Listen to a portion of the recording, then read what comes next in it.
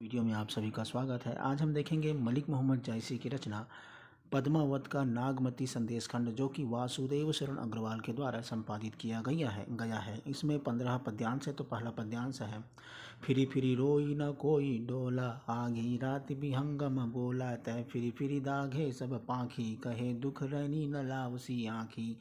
इसका अर्थ है, कई बार जासी कहते हैं कि राजा रत्नसेन के सिंहल द्वीप चले जाने के कारण उनके वियोग में नागमती वन में घूम घूम कर रोती रही, लेकिन कोई भी न हिला। आधी रात के समय एक पक्षी नागमती से बोला कि तुमने घूम घूम कर सब पक्षियों को जला डाला, क्या दुख है कि रात में भी आँख नहीं लगाती। ये इनका पक्षी के द्वारा ऐसा कहा गया। नागमती कारण के रोई, का सोवै जय कंत बिछोई, मन चित हूत न बिसरे भोरे, नैन कजल चखू रहे न मोरे। उसके बाद है, नागमती बहुत ही दुख के साथ रोई और बोली, जो कंत से वियुक्त है वह कैसे सोएगा। जो कंत से वियुक्त है वो भला कैसे सोएगा, मतलब उसके पति कहीं और चले गए हैं। फिर आगे है, वह मेरा भोला प्रियतम मन और चित्त से ही नहीं उतरता। मन से मतलब बिसराता नहीं है। रोते रोते मेरे नेत्र से काजल बह गया और देखने की शक्ति नहीं रही। आगे है, के हिसी कहिसी जाती हो सिंघल दीपा, ते ही सेवाती कह नैना सीपा। मेरा पति कह गया था कि मैं सिंहल द्वीप जा रहा हूँ, तब से नेत्र सीप के समान उस स्वाति की बाट देख रहे हैं। कहा जाता है कि जो सिंहल द्वीप नेत्र जो सीप के समान है, सीप जो है स्वाति नक्षत्र मतलब जो चकवा पक्षी के समान, वो भी स्पेशल जो है बूंद को वो धारण करता है।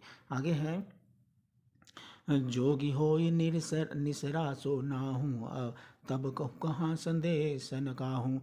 जब से पति जोगी हो कर गया है, तब से किसी ने उसका संदेश आकर नहीं सुनाया है। नीति पूछो सब जोगी जंगम, कोई निजु बात न कहे विहंगम। प्रतिदिन सभी योगियों और राहगीरों से पूछती रहती हूँ, फिर भी हे विहंगम, विहंगम मतलब होता है पक्षी, हे विहंगम कोई भी अपनी बात नहीं करता। फिर है, चारियू चक्र उजारी भे, सस की संदेशा टेको, कहाँ बिरह दुख आपन बैठी, सुनहि दंड एक। नागमती कहती है कि हे पक्षी, मेरे लिए चारों दिशाएं उजाड़ हो गई है, क्या तू मेरा संदेशा अपने ऊपर ले सकता है, तब मैं अपना विरह दुख कहूँ, अगर तू घड़ी भर बैठ कर सुने। ठीक है, ये पद्यांश से पहला पद्यांश का ये अर्थ है, सामने में है। और इसका जो है, इसमें वियोग से व्याकुल नागमती की विरह दशा का चित्रण किया गया। दूसरा पद्यांश, तासो दुख कहिए कि बीर हो बीरा, जे ही सुनी के लागे पर पीरा। मतलब नागमती उस पक्षी से कहती है कि हे भाई, दुख उससे करना चाहिए जो सुनकर पराई पीड़ को समझ सके। को भी व दंगवे परगाहा, को सिंघल पहुँचावे चाहा। कौन भीम बनकर कौन भीम बनकर ट्रंकपति की सहायता करेगा, मतलब परपति की सहायता करेगा। कौन सिंघल में जाकर यह खबर पहुंचाएगा। जो जहाँ शोकंत गए होई जोगी, हो किंगरी भय झुरी वियोगी। तीसरे नंबर का है, जब से मेरे पति जोगी होकर यहाँ से सिंघल द्वीप गए हैं, मैं वियोगिनी सूखी कर किंगरी अर्थात कांटा हो गई हूँ। किंगरी मतलब कांटा हो गई हूँ। ओहु सिंगी पूरे गुरु भेंटा, हो भय भस्म न हो आई समेटा। मतलब मेरे पति ने तो सिंगी बजाकर गुरु से भेंट कर ली, परंतु मैं भस्म हो गई, वह आकर मेरी भस्म समेटता ही नहीं। आगे, कथा जो कहे आई पिय केरी, पावरी हो जन्म भरी चेरी। आगे हैं, जो आकर प्रिय की बात सुनेगा, मैं उसके पैर की खड़े होकर जन्म भर के लिए दासी हो जाऊंगी। आगे है, चेरी मतलब दासी होता है। ओही के गुण संवरत भय माला, अबहु न बहुरा उड़ीगा छाला। हे गुणों को याद करते हुए, उसके इन गुणों को याद करते हुए मैं स्वयं उन्हें पिरोने वाली डोरी चन गई हूँ। वह ऐसी मृगछाला पर बैठकर उड़ गई है कि अभी तक वापस नहीं आई है।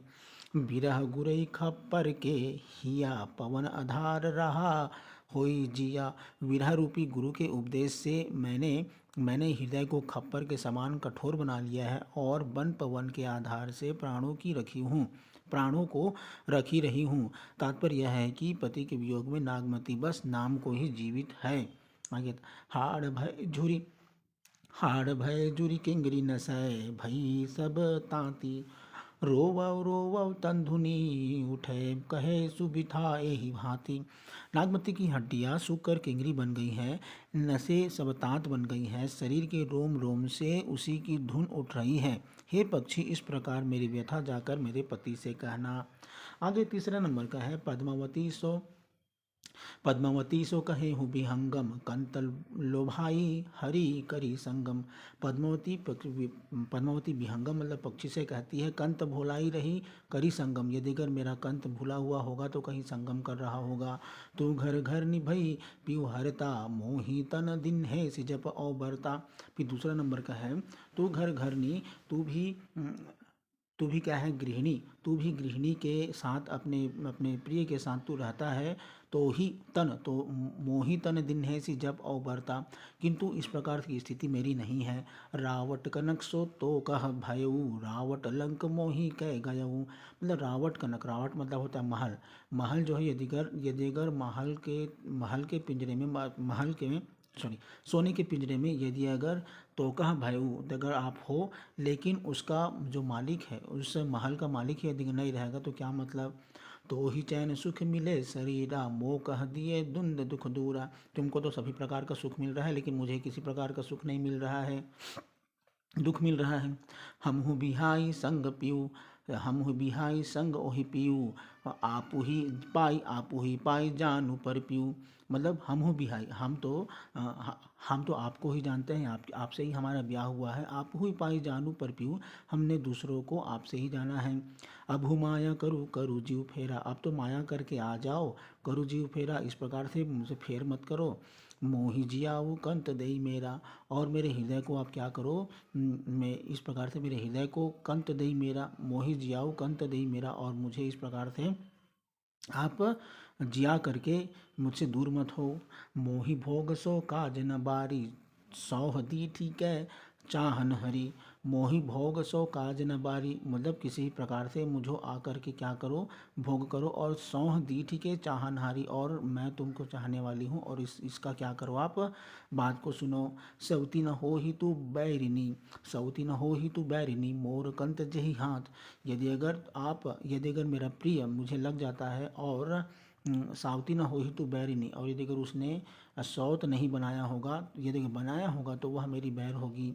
आनी मिलाओ एक बेर, जैसे भी हो मेरे पति को मुझसे मिलाओ। तोर पाए मोरना माथ, यदि अगर ऐसा तुम कर दोगे तो मैं आपके चरणों में अपने माथ को नवा दूंगी। आगे तो है, रतन सेन के माई सुरसती, गोपी चंद सी न मैनावती। रत्नसेन के वियोग में उनकी माँ सरस्वती अत्यधिक दुखी थी। उनकी वियोग पीड़ा गोपीचंद की माता मैनावती के सामने थी। आंधरी बूढ़ी होई दुख रोवा, जीवन रतन कहाँ दुख खोवा। पुत्र रत्नसेन के दुख से रोते रोते वह अंधी और बूढ़ी हो गई। वह अपने यौवन के उस रत्न अर्थात रत्नसेन को पृथ्वी में कहाँ ढूंढे। जीवन आहा लिन्हसो काढ़ी, भई विनुटेक करे को ठाढ़ी। जो माता सरस्वती का यौवन था, वह उसे तो रत्नसेन लेकर चला गया था, इस कारण वह बिना सहारे के हो गई थी। बिनु जीवन भई आस पराई, कहाँ सो पूत खम्ब होई आई। अब उसे कौन खड़ी करेगा, अर्थात अब उसे कौन सहारा बनेगा, उसका सहारा कौन बनेगा। बिना यौवन के वह पराई की आशा पर निर्भर हो गई है। कहाँ है वह सपूत जो खंभा बनकर सहारा देने के लिए बन आवेगा। आगे है, नैन दीठ नहीं दिया, नैन दीठ नहीं दिया बराही, घर अंधियार पूत जाओ नाही। यदि नेत्रों में दृष्टि है तभी दीपक का जलना सार्थक होता है, पर यदि पुत्र नहीं है तो घर में दिया भी नहीं जलता, अर्थात अंधेरा रहता है। कोरे चले श्रवण के ठाऊं, टेक दहे और टेके पाऊँ। श्रवण के स्थान पर होकर कौन मुझे चलाएगा। मतलब श्रवण जो होता है ना, श्रवण ने अपने माता पिता को क्या किया था, तीर्थ यात्रा किया था। जो वह टेक देगा उसी में मैं पैर टेकूंगी। आगे है, सरवन सरवन सरवन सरवन ररि मुई माता कांवरी लागी, तुम्ह बिनु पानी न पावे दशरथ लावै आगी। हे पुत्र, तुमने श्रवण होकर कांवर सजाई थी। तुमने श्रवण होकर कांवर सजाई थी, उसे पेड़ के डाल में लटका कर क्यों छोड़ गए। श्रवण कुमार की माँ सरवन सरवन सरवन सरवन रट कर मर गई, किंतु कांवर डाल में ही लटकी रही। तुम्हारे बिना वह पानी नहीं पी सकती, दशरथ तो आग देने वाला है। आपको पता होगा सरवन की स्टोरी। सरवन अपने माता पिता को तीर्थ यात्रा के लिए ले जा रहा था, तभी वो पानी लेने के आ रहा था, तभी दशरथ के द्वारा तीर से वो मारा गया था। आगे लय सो संदेश विहंगम चला, उठी आग बिन सा सिंघला। नागमती का विरह संदेश लेकर जैसे ही पक्षी उड़ चला, उससे अग्नि अग्नि उठ खड़ी हुई और सिंहल जलकर नष्ट होने लगा। बिरह बजागी बीच कोठे घा, घूम जो उठे श्याम भय मेघा। विरह की वज्राग्नि को बीच में भला कौन रोक सकता है। तात्पर्य यह है कि उसे कोई रोक नहीं सकता। उससे जो धुआं के बवंडर उठे, उनसे बादल काले हो गए। भरी गा गगन लूक तसी छूटी, होई सत नखत गिरही भुई टूटी। उससे ऐसी लूकें छूटी कि सारा आकाश भर गया। वे सब लूकें ही नक्षत्रों के रूप में टूट कर धरती में गिर रही है। लूक मतलब होता है जो जब कोई आग जलता है तो अग्नि का जो छींटा निकलता है उसको कहा जाता है लूक। आगे है चौथा है, जह जह पुहुमी जरा भारे हूँ, बिरह के ददघ होई नहीं केहू। मतलब उनके गिरने से, मतलब जो लोग गिरा था उनके गिरने से जहाँ जहाँ धरती जली वहीं रेह नामक मिट्टी बन गई। भगवान न करे कोई विरह से दग्ध हो। रेह मतलब वो बंजर हो जाता है। फिर राहु केतु जरी लंक जरी, और उड़ी चिनगी चांद महपरी। उस अग्नि से राहु और केतु जल गए और लंका भी जल गई। उसकी चिंगारी उड़कर चंद्रमा में जा गिरी। जाई विहंगम समुद्र डफारा, जरे माछ पानी भाखारा। इस संदेशवाहक पक्षी समुद्र के पास पहुंचकर रोया, जिससे समुद्र की सारी मछलियां जल गई और सारा पानी खारा हो गया। दाघे बन तरिवर जल सीपा, जाई नियर भा सिंघल दीपा। वन में वृक्ष और जल में सीप जल गए। वन में वृक्ष और जल में सीप जल गए। इस प्रकार वह पक्षी सिंहल के द्वीप में जा पहुंचा।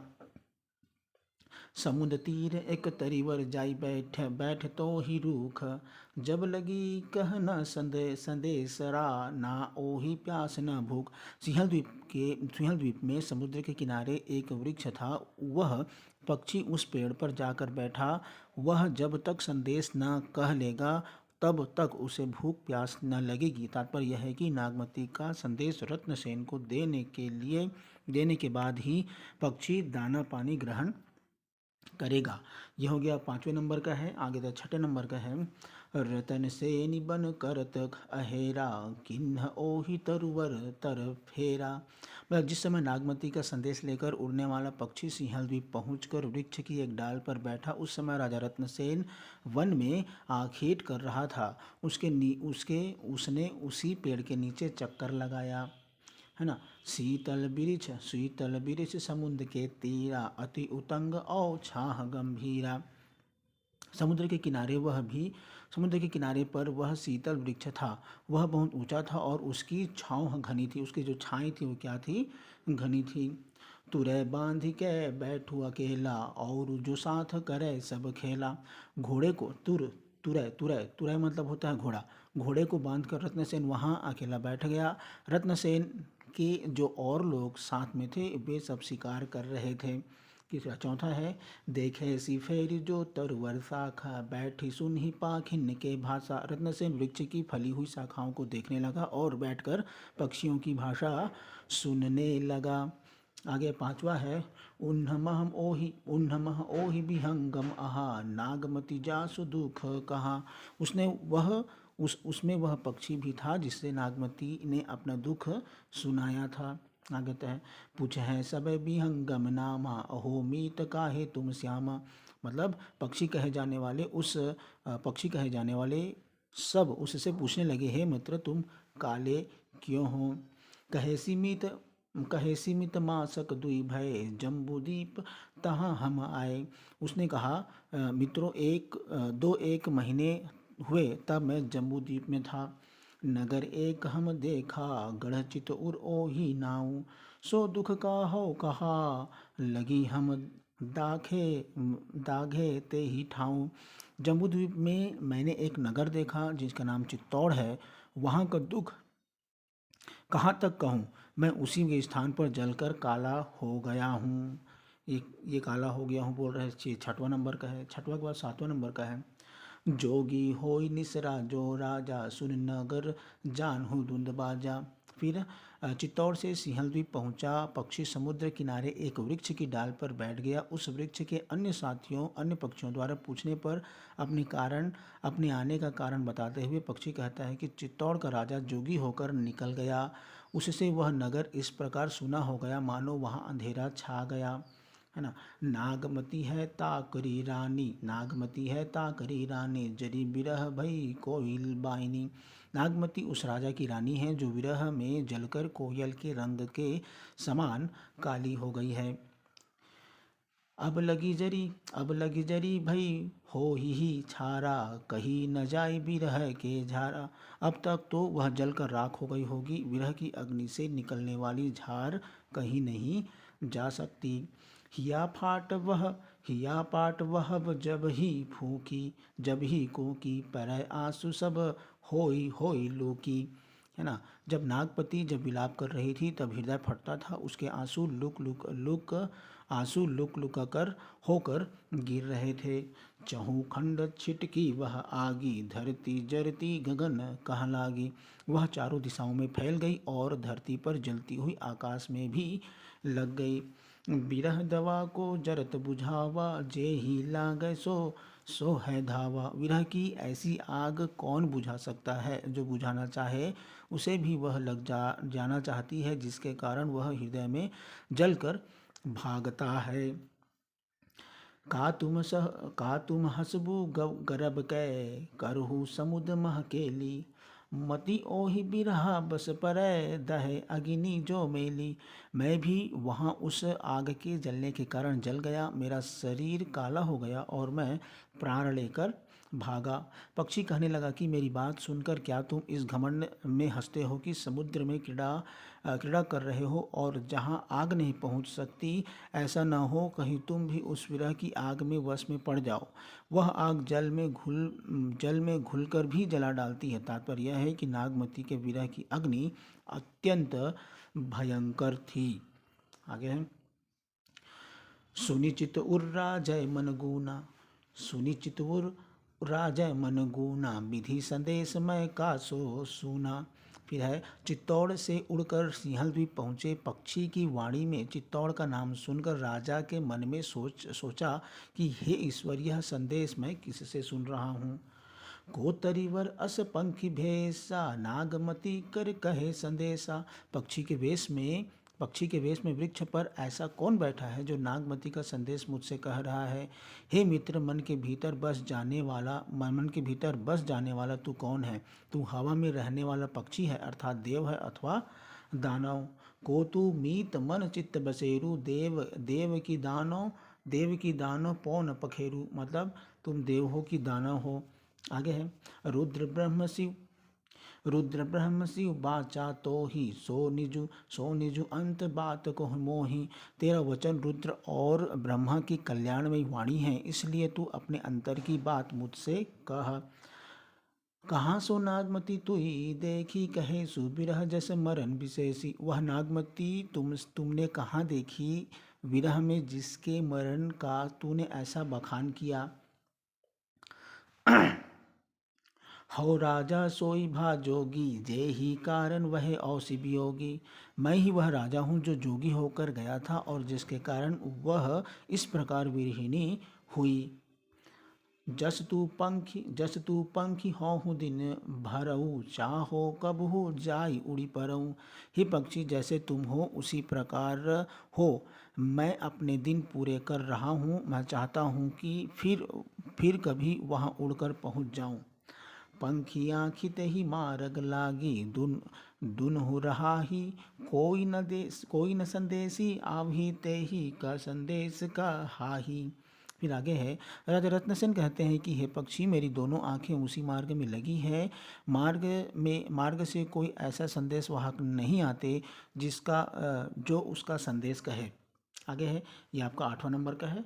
आगे 9वां नंबर का है, पूछ सिकाह संदेश वियोगी, जोगी भया न जानसी जोगू।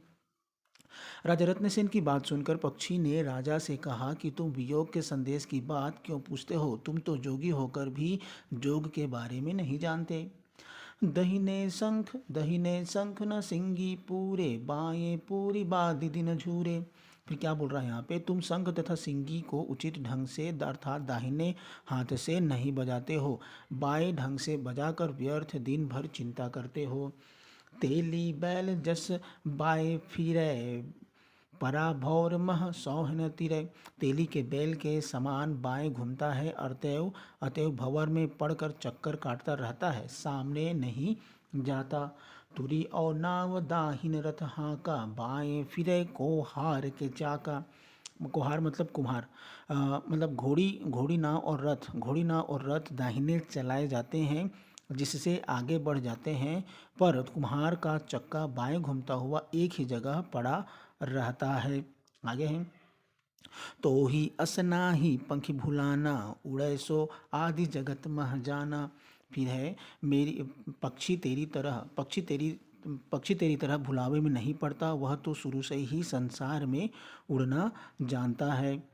आगे है, एक दीप का आवऊँ तोरे, सब संसार पावतर मोरे। मैं तेरे इस एक द्वीप में ही क्या आया हूँ, सारा संसार मेरे पैरों के नीचे है। मैं एक जगह स्थिर नहीं, सब लोकों में जहाँ चाहे उड़ जाता हूँ। फिर है, दाहिने फिरे सो अस उजियारा, जस जग चांद सूरज अवतारा। जो दाहिने चलता है वही ऐसा उज्जवल होता है जैसे संसार में चांद सूर्य और तारे हैं। मुहम्मद बाई दीसी तजी, एक सरवन एक आँखी, तब ते दाहिन होई मिला, बोलू पपीहा पाखी। आगे है, जब से प्रीतम दाहिने होकर मिला तब से मुहम्मद ने बाईं दिशा का सुनना और देखना छोड़ दिया। ये 9 नंबर का पद्यांश है। आगे है 10 नंबर का है, हौ धुआ अचल सो दाहिन लावा, फिरी सुमेरु चित उर्गढ़ आवा। चित्तौड़ से सिंहलद्वीप उड़कर आया पक्षी राजा रत्नसेन से कहता है कि मैंने अचल ध्रुव को दाहिने हाथ रखते हुए सुमेरी का चक्कर लगाया और फिर चित्तौड़गढ़ आया। देखऊँ तोरे मंदिल घमोई, माता तोरी आंधरी भय रोई। आगे कहता है, वहाँ महल में मैंने सत्यानाशी जमी देखी, अच्छा नहीं देखा, तुम्हारी माता सरस्वती रोकर अंधी हो गई है। जस सरवन बिनु अंधी अंधा, तसररी मुई तो ही चितबंधा। जैसे श्रवण के बिना उसके माता पिता अंधे माता पिता हुए थे, वैसे ही तुमसे चित्त लगाकर वह रो रो कर मरने जैसी हो गई है। कहे सिमरौ अब कांवरी गिरई, सरवन नाही पानी को देई। अब यहाँ पे है, उसने मुझसे कहा कि अब कांवर रीति करके मैं मर रही हूँ, श्रवण नहीं है, मुझे कौन पानी देगा। गई पियास लागी तही साथा, पानी दी है दशरथ के हाथा। उसके बाद फिर मेरी प्यास उसी के साथ चली गई, दशरथ के हाथ से पानी देने पर पानी नहीं पीती, मतलब दूसरे हाथ से पानी नहीं पीती। पानी न पिए आगि पै चाहा, तो ही असपूत जरम असलाहा। बल्कि आग मांगती थी, तेरे ऐसे पुत्र का जन्म हुआ और उसे ऐसा लाभ मिला। लाह मतलब लाभ। फिर है, भागीरथी होई करु फेरा, जाई सुमारु मरण के बेरा। उसकी गंगा गति होती होगी, तू तुरंत लौट जा और जाकर मरने के समय अपनी माता को संभाल ले। आगे है, पूत सपूत मनि ताकरी, अब अस पूत सपूत मनि ताकरी, अस परदेश न लेही। अब ताई मोई होई ही मुहे जाई गति देही। पक्षी कहता है कि हे राजा रत्नसेन, तू उसके लिए सपूतों के में मणि है, इस प्रकार परदेश में मत पड़ रहा। संभव है अब तक वह मर चुकी हो, मरने पर भी पहुँच कर तू उसे सद्गति प्रदान कर। ये हो गया 10वां नंबर का, उसकी माता के बारे में वो बता रहे पक्षी। आगे है, नागमती दुख बिरह अपारा, धरती सगर जरते ही झारा। चित्तौड़गढ़ से उड़कर आया पक्षी राजा रत्नसेन से कहता है कि नागमती का विरह दुख अपार है, उसकी ज्वाला से धरती और स्वर्ग जल रहे हैं। नगर कोट घर बाहरी सूना, नावजी होई घर पुरुष बिहूना। नगर दुर्ग घर और बाहर सभी स्थान सुने पड़े हैं। देव देव न करे कि किसी को घर पुरुष से रहित हो, मतलब ईश्वर न करे कि किसी का घर पुरुष से रहित हो। तू कांवरू परार बस लोना, भूला जोग छरा जनुटोला। फिर तीसरे नंबर का देखना, तू जैसे तू जैसे काम रूप में लोना चमारी के वश में पड़ा है, जोग भूल गया और उसके टोने से छला गया है, एक बार छला जाता है। फिर 5वां नंबर का है, कह चिल्हन पिय पहले खाहू, माँ सुन कया जो रुचय काहू। वह बाला तेरे कारण मर गई होगी और शौकीन होकर वायु के आधार से रहती होगी। फिर है, बिरह मंजूर नाग वह नारी, बिरह मंजूर नाग वह नारी, तू मंजार करु बेगी गुहारी। वह आंसुओं से भरकर चीलों से कहती है कि इतनी कृपा करो कि मुझे मुझे मुझे प्रिय के पास ले जाकर खाओ। मेरी काया में मांस नहीं है जो मैं किसी को स्वादिष्ट लगूं, है ना। अच्छा, ये चील से कहते हैं, कह चिल्हन पिय मह ले खाहूँ, मांसु न कया जो रुचे काहूँ। ठीक, आगे है, विरह मंजूर नाग वह नारी, तू मंजार करु बेगी गुहारी। विरह मोर है और वह नागमती नाग है, तू बिलाव बनकर शीघ्र रक्षा कर। फिर है, मानसुगरा पांजर होई परी, जोगी अभू पहुँचू लय जरी।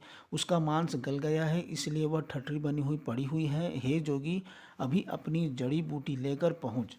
फिर आगे है, देखी बिरह दुख ताकर मैं सो तजा बनबास, भाइऊ भागी समुद्र तट तब हूँ न छाणी पास। पक्षी कहता है कि नागमती का विरह दुख देखकर मैंने उस वन में रहना छोड़ दिया, भागकर समुद्र के तट पर आ गया, तब भी वह विरह की आग मेरा पीछा नहीं छोड़ती। ठीक, आ गया। तब 12वां नंबर का देखेंगे, अस पर जरा विरह कर कठा, मेघ श्याम भय धुआं जो उठा। आगे है, चित्तौड़ से उड़कर सिंहलद्वीप आया पक्षी राजा से कहता है कि विरह के दुख में वह ऐसा जला कि धुआं उठने से मेघ अर्थात बादल क्या हो गए हैं, काले हो गए हैं। दाघे राहु केतु दाघा, सूरज जरा चांद जरी आधा। राहु के जलने पर केतु भी जल गया, सूरज जल गया और चांद जलकर आधा रह गया। तीसरा, और सब नखत तराई जरही, टूटी लूक धरनी मह पर ही। सब नक्षत्र तथा तारे जल रहे हैं जिनसे जलते टुकड़े टूटकर धरती पर गिरते हैं। आगे है, जरी सो धरती ठाव ही ठावा, ढक परास जरे तो ही दावा। उससे धरती भी स्थान स्थान पर जल गई, पलाश के रंग उसी आग में क्या हो गए, जल गए। आगे है, बिरह सांस तस निकसय झारा, धिकी धिकी पर्वत होई अंगारा। अब यहाँ पर विरह की सांस से ऐसी भयानक ज्वाला निकल रही है कि ज्वालामुखी पहाड़ धधक धधक कर अंगारे क्या हो रही है, बनाई जा रही है। भवर पतंग जरे औ नागा, कोइल भुंजइल औ सब कागा। फिर है, और भौरे पतंगे और नाग भी उसी अग्नि में जल गए। कोयले भुजंगे मतलब होता है सांप, कोयले भुजंगे और सब कौवे उसी में जलकर काले हो गए हैं। आगे है, वन पंछी सब जीव लय उड़े, जल पंछी जरी गलमई बुड़े। वन के सभी पक्षी अपने प्राण लेकर उड़ भागे, जल के पक्षियों ने जलकर जल में डुबकी लगा ली, जल के पक्षियों ने जलकर जल में डुबकी लगा ली। हूँ जरत तह निकसा, समुद्र बुझाए वो आई। समुद्र जरा खार भा पानी, धूम रहा जग छाई। फिर है, पक्षी कहने लगा कि मैं भी वहाँ से जलता हुआ निकला और आकर समुद्र में स्वयं को बुझाया। समुद्र भी जल गया और उसका पानी खारा हो गया, उसी का धुआं मेघों के रूप में संसार में छाया हुआ है। देखिए, मतलब इतना विरह दग्ध का वर्णन यहाँ पे आपके इसने पद्मावत में किया गया है। राजय कहार सा सरग संदेशी उतरी आओ मोही मिलू सहदेशी। मतलब वृक्ष की डाल पर बैठे पक्षी की बातें सुनकर राजा रत्नसेन ने उससे कहा कि हे स्वर्ग के दूत, नीचे उतर और समान देशवासी के समान मुझसे मिल। पावटे की तो ही लामहियरे प्रेम संदेश कहाँ होई नियरे। तेरे पाँव पकड़कर मैं हृदय में लगाऊंगा, सब समीप आकर मेरा संदेश बोल, ऐसा उनका कहना है। कहाँ विहंगम जो बनवासी कित गिरही ते होई उदासी। उसके बाद फिर पक्षी ने कहा, जो वनवासी हुआ है वह भला गृहस्थ छोड़कर उदासी क्यों बनता है। आगे है, जे ही तीरवर तुम अस कोकिल काग बराबर दो। जिस वृक्ष के नीचे तुम्हारे जैसा कोई सुनने वाला हो, उसको उस पर कोयले बोले या कौवे, उसके लिए दोनों बराबर है। धरती मह बिख चारा परा हारि लजानी पुहुमी परिहरा। धरती में विष का चारा चारों ओर फैला हुआ है, यह जानकर हारिल ने धरती को ही छोड़ दिया है। देखिए ऐसे इस प्रकार का जो चित्रण है उन्होंने जायसी जी ने किया है। फिरो वियोगी डार ही डारा करो चले कह पंख सवारा। ऐसे ही क्या तुमने गृहस्थी में विषय और दुखों को भरा देखकर हृदय में हार मान ली है। मैं वियोगी डाल डाल फिरता हूँ और चलने के लिए पंख ठीक करता रहता हूँ, पंख सवारा। जियन की घड़ी घटत नित जाही सांस ही जीव है देव सन्ह नाही। जीवन की घड़ियाँ नित्य कम होती जाती है, प्राण सांसों में है, दिनों की गिनती में नहीं। जौ लही फेरी मुकुति है परौ न पिंजरा माह। जाओ बेगी थरी आपनी है जहाँ बिंझ बना। पक्षी कहने लगे कि जब तक विचरण करने की मुक्ति है तब तक मैं पिंजरे में ना पड़ूंगा, अतएव विंध्य वन में जहाँ मेरी स्थली है वहीं शीघ्र जाता हूँ।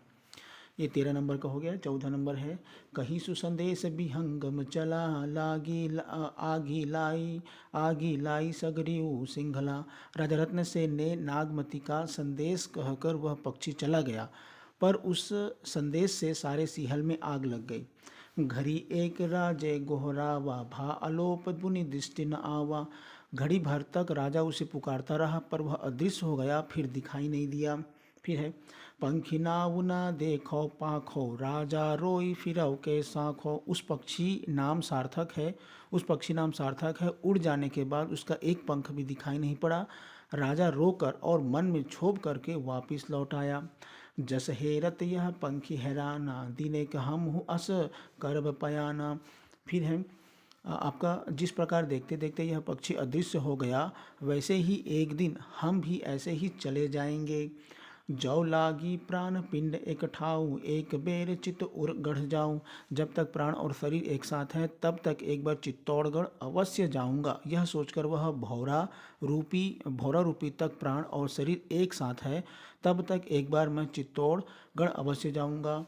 फिर आगे है, आवा भंवर मंदिर जह केवा जीव साथ लय गए परेवा। यह सोचकर वह भंवर रूपी रत्न से राजा मंदिर में जहाँ कमल रूपी पद्मावती थी वहाँ आया।